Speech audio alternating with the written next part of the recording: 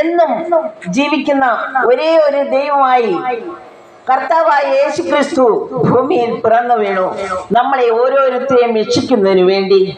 ജാതിമത വ്യത്യാസമല്ലേ, എല്ലാവരെയും രക്ഷിക്കുന്നതിന് വേണ്ടിയാണ് ദൈവപുത്രൻ ഭൂമിയിൽ പിറന്നു വീണത്.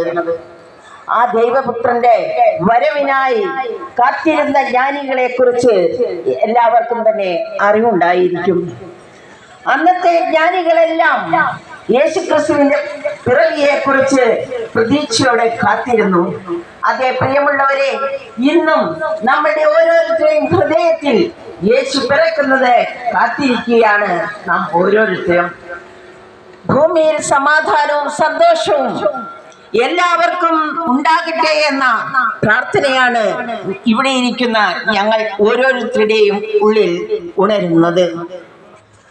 പ്രിയ സഹോദരി സഹോദരങ്ങളെ, ഒരു മനുഷ്യനെന്ന് പറയുമ്പോൾ ആത്മാവും ശരീരവും മനസ്സും ഉള്ളവനാണ്.